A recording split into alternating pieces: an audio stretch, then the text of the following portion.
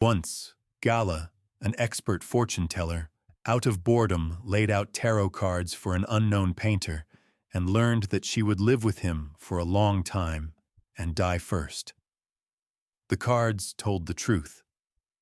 A Parisian with the strange name Gala is lazily undressing on the seashore. She is displeased with her husband. Why ever did Paul Eluard bring her to such a backwater, the end of the world? For the dubious pleasure of meeting that mad Catalan, Salvador Dalí? Perhaps, of course, he is a genius, but he looks like a real jester. Scrawny, hair slicked down with greasy brilliantine, a silk shirt with a ridiculous jabot, and a geranium behind his left ear. On top of everything, he can burst out laughing for an hour for no reason at all. And there you stand, waiting for him to deign to stop. Dalí, holding his breath, watches the woman from his window. She was standing on the shore. I recognized her by her bare back. Her clavicles jutted out, strong like those of a young athlete, the back muscles, and the feminine, graceful line of the hip. The contrast was highlighted by a slender, perhaps too slender waist, the masterly finishing touch. The painter is shaken.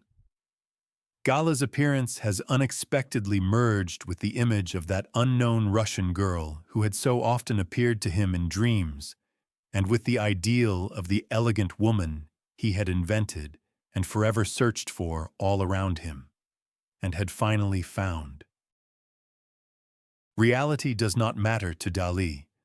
Everything has already been decided in his imagination. From this moment, Gala belongs to him alone. It scarcely registers with Salvador that alongside Gala are her husband and her daughter Cécile. The rough-hewn and ardent Spaniard has no doubt that she will return his feelings. Dalí is tormented by something else. At 25, he is a virgin. Worse, the painter himself is convinced that he is not a man. He and Gala walk over the rocks along little coves. Dalí shows her his beloved olive groves and is afraid. What, in the end, conquered Gala in this strange young man who kept dropping to his knees before her and swearing eternal love? Most likely, he truly needed her, as a blind man needs a guide. In such a situation, it is hard for a woman to resist. Paul Eluard, at parting, photographs Dalí with his wife. Side by side, they look like a youthful mother with an adult son. Gala is a full 10 years older than Dalí. Eluard resists nothing more. The scene his wife staged was enough for him. He leaves Catalonia, and she stays behind. A half-decent pretext has been found. She must look after her daughter, who has suddenly fallen ill. All through August of 1929, Cécile gazes like an orphan from a hotel window at the sun-drenched shore. Her mother, who has traded elegant Paris dresses for shorts, a shirt, and rope sandals, laughs like a child and gently strokes the head of that half-mad Dalí. Gala does not make much of a nurse. She spends no more than 2 hours a day with her sick daughter. Eluard grows jealous, admonishes, weeps, threatens, implores her by her love for the child, all in vain. Gala has chosen Dalí, and leaving her daughter to a stunned mother-in-law, moves to the painter's homeland, to that very Catalan backwater, the village of Cadaqués, where the windows of crooked shacks look out on the Mediterranean Sea. Dalí, for his part, has had to break with his family, his father and sister, respectable Spanish bourgeois who could not forgive their son for his affair with a married foreigner. Banished from his father's house, Dalí had nothing to offer Gala except a cramped fisherman's hut in one of the most remote, deserted spots on the Costa Brava. No heating, no electricity, no running water. But Dalí can create only here, among the sheer cliffs familiar from childhood. Only these places feed his imagination. From the first second of their life together, Gala unconditionally accepted the rule. She is well wherever his work goes well. Whether she immediately recognized a genius in him is hard to say. Hardly anyone then could vouch for his future. But Gala, with her devilish intuition, at once divined an extraordinary personality in Dalí. From now on, the goal of her life is to cultivate that personality. In the little village of Cadaqués, dressed like a Catalan fisherwoman, she is taken for one of their own. Who would have thought that she is actually from Moscow, and that her real name is Elena Dmitrievna Diakonova? Gala is her own invention. The young lady wanted to stand out from everyone. She studied in the same class as Asya Tsvetaeva, sister of the future poet, and as a girl loved to visit their home on Trioch-Prudny Lane. In one of the Swiss sanatoria, the young Elena fell head over heels in love with the equally young Paul Eluard, and several years before the Revolution, came to him in Paris. Since then, she had not been to Russia and took little interest in her homeland. Communists, Lenin, Stalin, to her these were only empty words. Gala had a remarkable gift for killing her past, a gift helped along by her rarest talent, never to look back and never to regret anything. I love Gala. In the morning, waking, in the evening, falling asleep, every minute I repeat your name, Gala. For 20 years I have loved you. We are inseparable. If ever you feel sad, seek me out. This is the cry of Paul Eluard's soul, the passionate words written in 1934, already after his Gala had become the lawful wife of Salvador Dalí. And what of Gala? She accepts the poet's unwavering love as her due. Gala now occupies the place of honor as the chief muse of the age. Her husband is one of the most famous painters on both sides of the ocean. His canvases sell well. His genius is no longer contested. Dalí paints his wife very often, and gradually her body becomes no less famous than the body of the Venus de Milo. But why do journalists the world over never tire of calling Gala and Dalí the most enigmatic couple of the century? Indeed, there is nothing romantic whatsoever in the appearance of the great painter's muse. Gala looks far too earthly, far too uneffusive, not beautiful, not smiling, not a society woman, always in the same strict Chanel suit. To many she seems simply a witch who has bewitched Dalí with a love potion. How else to explain the astonishing fact that he, a rich, celebrated man, and besides that, by appearance fit to be her son, has for many years not let her step away from his side, as though they were Siamese twins. Gala is always beside him, when he works and when he hangs his paintings in a gallery, when he designs shop windows and when he answers journalists' questions. In short, without her he takes not a single step. Only once in his life was she not by his side, and he nearly died. In 1936 in London at the first International Surrealist Exhibition, Dalí presented his famous aphrodisiac jacket. To deliver several truly paranoid texts to the public, he appeared in the hall wearing a diving suit. The onlookers did not listen to Dalí's delirious speeches. They were heartily amused by the grotesque gesturing of the painter, flailing his arms like a fairground puppet. It occurred to no one that Dalí was unwell, that he was suffocating. The key to his helmet lay in Gala's handbag, and she, as ill luck would have it, had stepped out for a few seconds. They found her, of course. Everything turned out all right. Yet how symbolic the scene is. Indeed, Gala alone possessed the key to Dalí's soul. Perhaps the key to their strange union was that Gala never contradicted her husband, endorsing his wildest antics.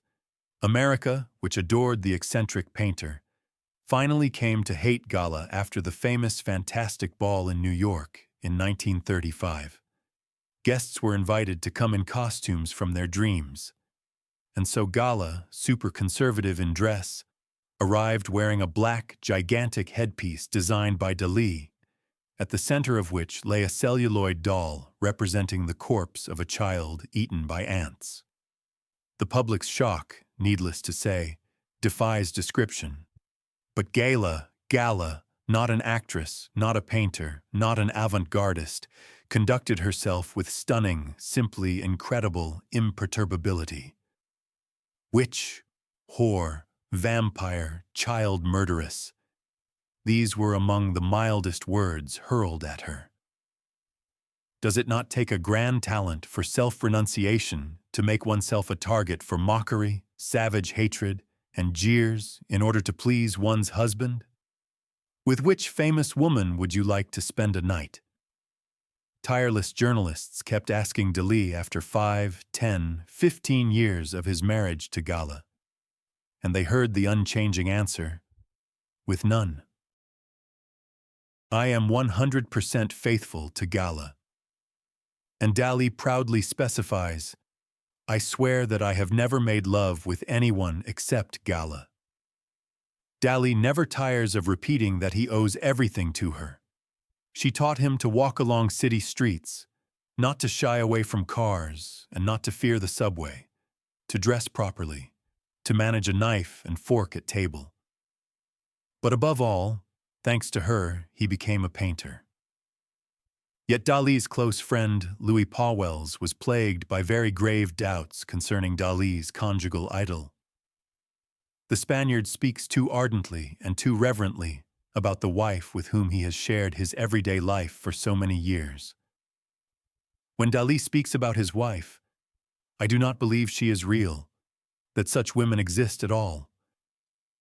It all feels like either a farce, or a staged mystery, or a swindle. But anything but real life, Pauwels exclaims. The observation is all the more apt, because on his canvases Dalí endows Gala with every attribute of divinity. Gala Madonna, Madonna Gala, Leda Atomica. For example, in the last painting, Gala is a goddess mother at whose feet rests the shell of a broken egg. Dalí claims that he himself hatched from it. Can one love a goddess or a saint with earthly, human love? Pauwels rightly doubts, even as he observes Dalí in Paris, London, and New York gladly spending time with an entire harem of hand-picked beauties. They are ready to do anything for the maestro. Dalí is leading everyone by the nose, Pauwels concludes.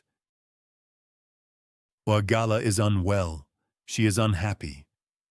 The perceptive Paul Éluard will write to his friend, the poet André Breton. Perhaps Éluard is still jealous. Why, in fact, should Gala be unhappy? Her husband adores her, and she worships him. Besides, the spouses cleverly avoided all historical cataclysms, always managing to depart in time. During the whole of the Second World War, for example, they prospered in America, and Dalí became fantastically wealthy. Yet there is a grain of truth in Éluard's words, if only because with the years Gala increasingly gives the impression of a woman possessed. Some say that the demon of avarice has taken hold of her, and the more Dalí earned, the more panicked Gala became at the thought of poverty. She took her husband's finances into her own hands. She herself sought commissions, negotiated contracts, signed invoices. Gala is a manager, an impresario, and an advertising agent in one. Ill-wishers said that her gaze could penetrate even into safes. But at the casino, Gala tosses onto the green baize the entire income from a lucrative contract concluded with great difficulty, and ever more often she loses huge sums at roulette and blackjack. All across Europe, rumors spread about her amorous encounters, almost always fleeting. After all, she has no time for anything else. Once in Paris, she meets the son of her longtime lover, Jimmy Ernst. According to Jimmy, Gala dragged him into a Russian tea room, and to his considerable amazement, the young man felt endless touches of her knees and thighs. Gala urges Jimmy passionately to go with her to a hotel. He refuses. "You are filth, a monster," hisses Gala, usually reserved and silent, now enraged. The newspapers blare that the most enigmatic and durable marriage of the century is falling apart before everyone's eyes, that now it is held together on a purely commercial basis. But Gala's sister Lydia, who once visited Dalí in France, stubbornly insists that she has never in her life seen a woman treat a man more tenderly and touchingly. Gala fusses over Dalí like a child, reads to him at night, makes him take certain necessary pills, sorts through his nightmares with him, and with endless patience dispels his suspicions. Dalí has hurled a clock at the latest visitor? Gala rushes to him with soothing drops. God forbid he should have a seizure. Can the grasping Valkyrie the newspapers paint be capable of such touching devotion? Only Paul Eluard, long since married to another woman, understands what is happening to his eternal beloved. Poor Gala, they dare to call you greedy, but I know that you are not greedy for money. Money is merely a substitute for what you truly lack. Dalí's novel, The Secret Life, dedicated to Gala, is published in July of 1943. In it, the hero teaches his companion the subtleties of an erotic game he has invented, one that makes it possible to obtain pleasure without touch. After the novel's appearance, Dalí openly confesses that he can do without physical contact, and even feels aversion to it. And in love, Dalí is above all a painter. It is enough for him merely to contemplate. Imagination does the rest. He adds, of course, that Gala is the only one for whom he makes an exception, but Paul Eluard, who knew Gala well, most likely guessed the reason she felt unhappy and deprived. If Eluard had once known how to do justice to Gala, this woman perfect in love, one may suppose that Dalí did not particularly need that gift of hers. Most likely, the marriage of the century, that so astonished contemporaries, was secure precisely because it rested on an exchange of roles, a phenomenon known in psychology as symbolic incest. He, deprived of his mother early and infantile like many artists, loved and sought in her a mother, and she in him a son. Even her own daughter could not awaken a maternal instinct in her, whereas Dalí, in some unfathomable way, did. All her life she protected and guarded him alone. In the 1960s, in that same Cadaqués where they once began their life together, only now not in a hovel but in an enormous fairy tale palace, Dalí established a kind of virtual harem and staged simulated erotic seances there. Slender, half-naked beauties performed for the master little spectacles, according to his scenarios. Gala was never invited, nor did it bother her. Something else troubled her entirely. One day, Gala secluded herself in her room with Dalí's beautiful friend, the singer Amanda Lear. On the little table, Amanda noticed cards laid out.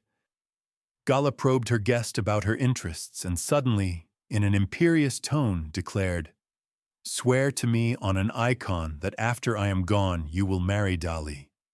He cannot live without a woman and will perish alone, and the cards have told me that I will die first." The young woman sat stunned into silence. Then Gala deigned to explain. She told Amanda that more than half a century earlier, here in Cadaqués, she had laid out tarot cards just like this for an unknown painter she had come to visit, and learned that she would live with him until death. "I trust you have guessed who that painter is," she added with a sarcastic smile. After Gala's death, Salvador Dalí was left quite literally alone, just as she had foretold. Gala died in the summer of 1982 at the age of 88 in Port Ligat, where she and Dalí had spent most of their lives. The painter, mad with grief, insisted that his wife's body be embalmed and transported to their castle of Pubol, the very one he once gave Gala as the palace of her solitude. There she rests, in a tomb faced with mosaic after his design. After her death, Dalí broke. He settled in the castle of Pubol, where he lived almost like a hermit. His health declined rapidly. He lost interest in painting, stopped working, and ever more often repeated that without Gala, his life had lost its meaning. In 1984, a mysterious fire broke out in the castle, in which Dalí suffered severe burns. Many believe it was an attempt at suicide. He spent his final years in Figueres, in his own theater museum, where he died in January of 1989. According to the painter's will, he was buried there beneath the museum's dome, only a few dozen kilometers from Gala's resting place. Dalí lived without his muse for almost 7 years, exactly as foretold by those very tarot cards laid long ago for him by the young Muscovite Elena Diakonova, who became Gala forever.